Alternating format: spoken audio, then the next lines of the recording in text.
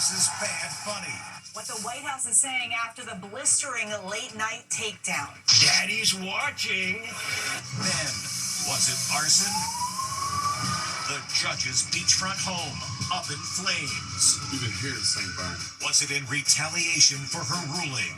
Her husband had to jump out the window to escape the inferno. And first video, sports commentator and ex-quarterback Mark Sanchez stabbed in the stomach and breaking his silence. The man who says he was violently attacked by Mark Sanchez. Then, accused, charged with the brutal murders of 2 high schoolers on a camping trip.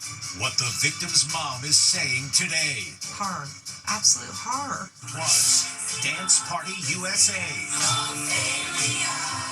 Swifties take over movie theaters across America. And Fainting Spell. Keep going, all the way through, Joel, all the way through. One after another. The high school track star who can't stop fainting. Lay her down, honey, lay her down.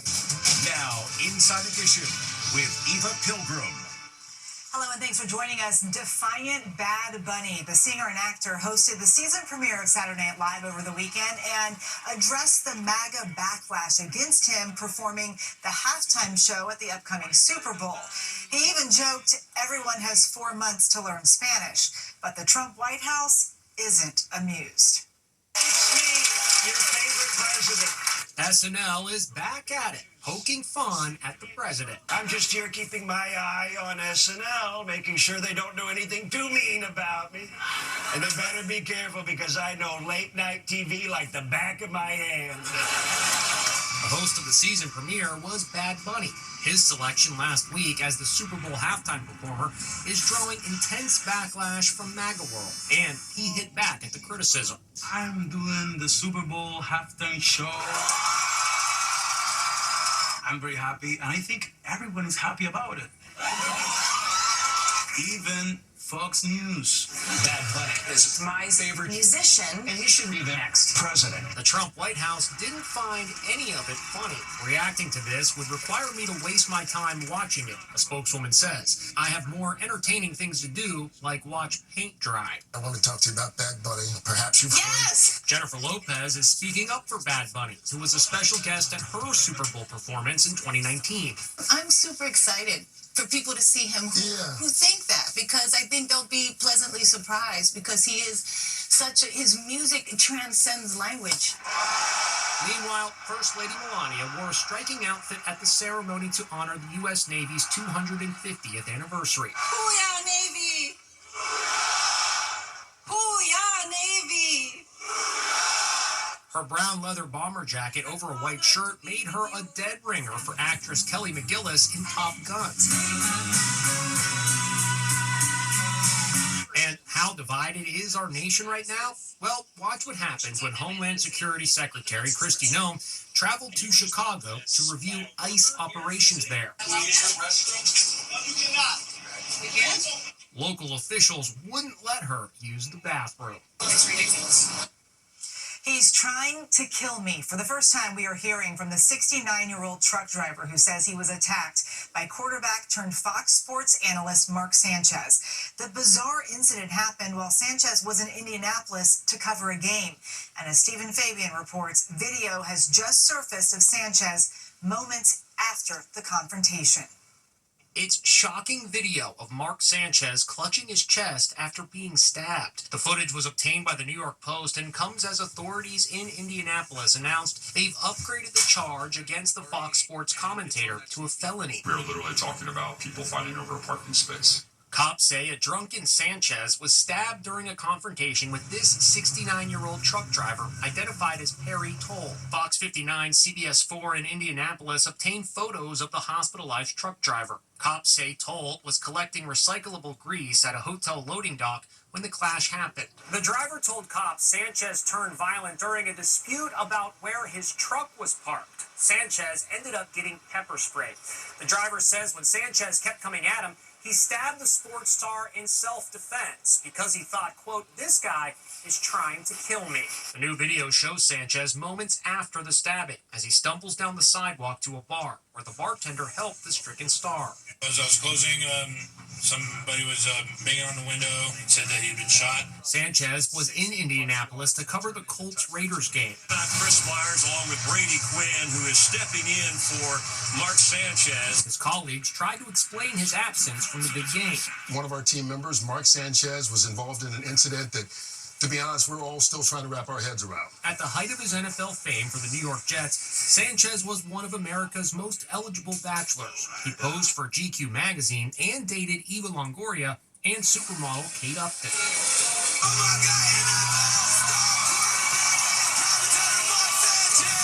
5 years ago, he was a contestant on Masked Singer. Now, he is in legal hot water. Mark Sanchez is charged with felony battery, and if convicted, he faces a 1 to 6 year sentence and a $10,000 fine. Taylor Swift box office bonanza. To promote her new album, Taylor released an 89-minute movie, the official release party of a showgirl. And it's #1 at the box office, even beating The Rock's new movie. The Swifties aren't just sitting in their seats, they're taking over theaters, dancing up a storm. Swifties flock to movie theaters for the Life of a Showgirl movie. Check out these Swifties dancing around a Taylor cutout. The 89-minute film was #1 at the box office over the weekend, raking in a jaw-dropping $46 million globally, topping one battle after another, starring Leonardo DiCaprio, and The Smashing Machine, starring Dwayne "The Rock" Johnson. The pop megastar had both the #1 album and #1 film, all in the same weekend. As for that song about Travis Kelce's manhood, the family-friendly version played in theaters. Meantime, we're getting our first look at Taylor helping Selena Gomez get ready for her big day. That's Taylor sitting next to the blushing bride-to-be. And Taylor is shutting down speculation that once she's married, the music will come to a stop. Taylor, don't tell me this is your last album. What? No. I just saw some fans going, well, she's going to get married. I know she's going to have children. I know she's going to be... That's a shockingly offensive thing to say. Absolutely. It is not the last album. It's not why people get married. No, exactly. So that they can quit their job. As Taylor's Showgirl Media Blitz continues, there's talk of her saving the embattled late-night talk shows. Tonight, she sits down with Jimmy Fallon, and on Wednesday, she'll appear on Late Night with Seth Meyers. Is a double murder mystery solved? 5 months ago, these two high schoolers were murdered while on a camping trip. Now, cops have made an arrest, and as Jim Murray reports, the suspect is being described as an ice-cold killer. Sitting in a jail cell, the man prosecutors say brutally murdered 2 teenagers on a camping trip. The 2 teens were found shot to death near a remote hiking trail in Arizona after a Memorial Day outing. I spoke with the heartbroken mom of 17-year-old Evan Clark. So you think it was just some random act of horror? Horror. Absolute horror. Teenage children.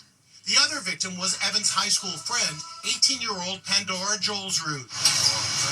Chilling video shows the accused killer, 31-year-old Thomas Brown, being taken to Arizona's Maricopa County Jail. He's made to stand barefoot in a scanning machine that takes all his body's measurements in seconds.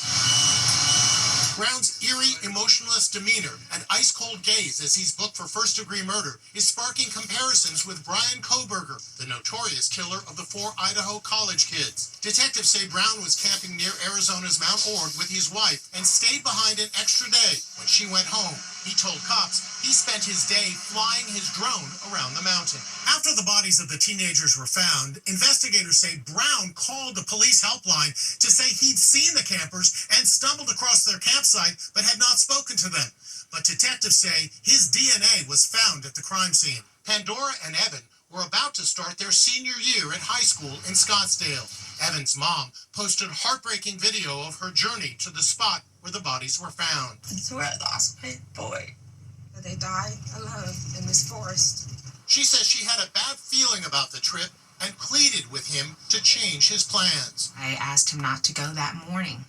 I even offered for him money for him so he could use the weekend and go to California. This is one of the last photos of Pandora. It was taken with her mom on Mother's Day, just 2 weeks before the murders. The light and love and beauty she gave us will be in our hearts forever. And the darkness that she encountered on that day when she met her killer will not define her life. The suspect told cops he didn't go inside the teen's SUV, but bloody gloves were found inside, and they matched the suspect's DNA. Was it arson? That's what many are asking today after a judge's beachfront mansion went up in flames. The circuit court judge had been getting death threats for weeks after ruling against President Trump regarding voter privacy laws. Now fire officials haven't ruled out foul play when it comes to the blaze. A prominent judge's mansion goes up in flames. It's a complete loss. Thick smoke could be seen for miles. Now, the big question, was it arson? 69-year-old Judge Diane Goodstein was taking a stroll along the shore in Edisto Beach, South Carolina, when the fire started. Her husband jumped out a window, breaking his hip and leg. The judge's son was also injured, escaping the flames. The fire was reportedly triggered by an explosion. Investigators are at the scene, combing through the wreckage for signs of arson, if any. The judge has reportedly received numerous death threats since ruling against the Trump administration last month in a case related to the state's 3 million registered voters. Meanwhile, Curb Your Enthusiasm actress Cheryl Hines is going where few Kennedy wives have ever gone before. She's sharing her fear for her husband RFK Jr.'s life. From the moment he announced he was running, I knew our lives would never be the same. I found it stressful that Bobby didn't get Secret Service protection. I think every day somebody would say to me, "Are you worried about him getting shot like his father and like his uncle?" And I was very worried about it. Still worried about it. I don't think Bobby tells me all of the threats that he gets, if I'm being honest. The full interview with Hines airs Tuesday on CBS Mornings.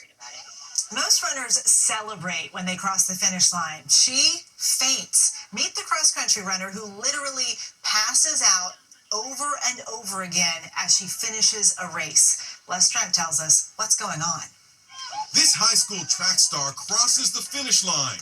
Then she faints. She's out cold. Good finish, Jules. Keep it up. Keep it up. Here she is competing in a different race. Once again, she faints, falling hard onto the track. There's more. On this day, the teen sprints through the finish line.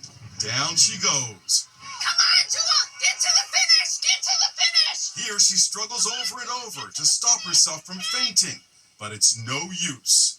I spoke to 17-year-old Jewel Gannon. Well, you were limp like a rag doll. Yep. And you don't remember passing out? No, normally I don't remember the races, and I wake up and I have people surrounding me. The problem is so severe, she started asking people to try to catch her at the finish line. I was collapsing and hitting my head on the track.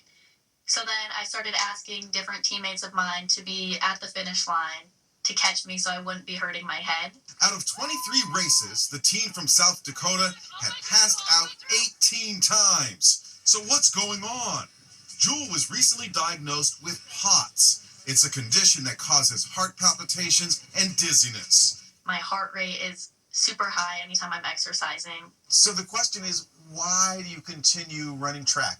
I have always been very competitive. I can't imagine my life without running. Dr. Leah Kroll is a neurologist at Maimonides Health in Brooklyn. Probably while she's running, her blood pressure is high, her blood vessels are constricting, putting up a lot of resistance, and then as she's approaching the finish line and slowing down, probably she experiences a very dramatic drop in her blood pressure and her heart rate, and when it's not working properly, those things can go haywire. I just love the feeling of finishing a race and knowing that I did my absolute best and I pushed my body as hard as it could go.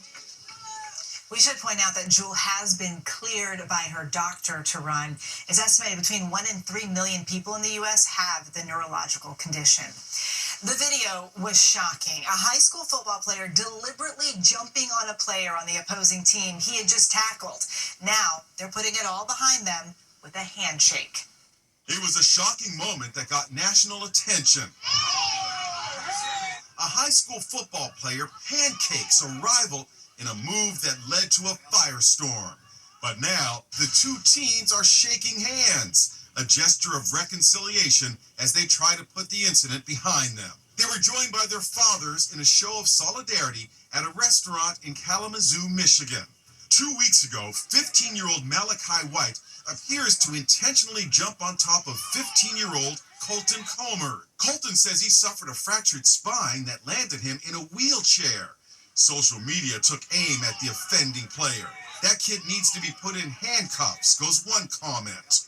It was 100% intentional. This guy needs to be charged. Now the boys have reconciled, hoping it's the handshake that will turn a pancake into peace. They talked about it for the first time on a local radio show. I'm tired of it. Malachi's tired of it, so we just want to over. The school says the student has received consequences consistent with the public school system, but he reportedly was not expelled. Next, death at Yosemite. It happened as he was climbing famed El Capitan, and it was live streamed. What his heartbroken mom and brother want the world to know. And dynamic duo. Sabrina Carpenter and Shania Twain. Inside Edition with Eva Pilgrim will be right back. Death at Yosemite. An experienced climber was scaling the El Capitan rock formation when he fell. Now, his heartbroken mother tells Inside Edition she can't wake up from what feels like a horrible nightmare. A nationally prominent rock climber is going down El Capitan in Yosemite National Park. Suddenly, he plummets to his death. 23-year-old Balin Miller's horrific fall was captured during a live stream by an amateur photographer. Now, his grieving mom, Janine, and brother Dylan are speaking out. My soul is shattered. It's shattered. Nothing's gonna fill it ever. As a mom, did you worry about him climbing? Did you worry you were going to get a call like this someday? Every day that he was out climbing, I worried about him. El Capitan is one of the world's most challenging climbs. The vertical rock formation is made up of pure granite and rises 3,000 feet from base to summit. He made the summit of one of the greatest climbs. I want people to focus on that, not how he died, but what he's accomplished in his short life. Balin's family is honoring his memory with a special tribute. Dylan, I saw you have the nails. Show them to us, guys, if you can. We all put glitter on our faces and painted our nails black to honor him because that's the silly things that he would do. And I'm so proud of him. Balin Miller's death follows two others at the park this year. When we come back, Shania Twain and Sabrina Carpenter bring down the house in sparkly Daisy Dukes. Had a surprise guest at her concert over the weekend, and no one in the audience was saying, "That don't impress me much."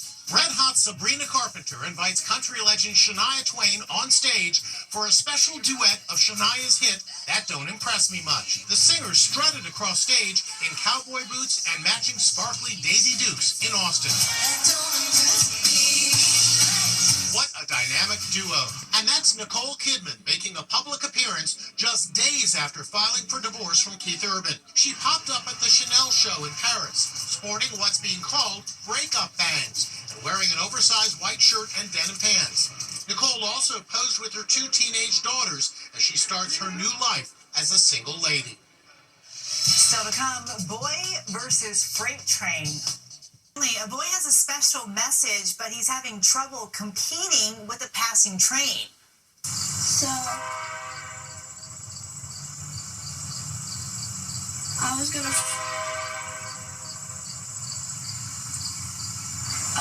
show you. You may have to wait a while. We'll see you next time.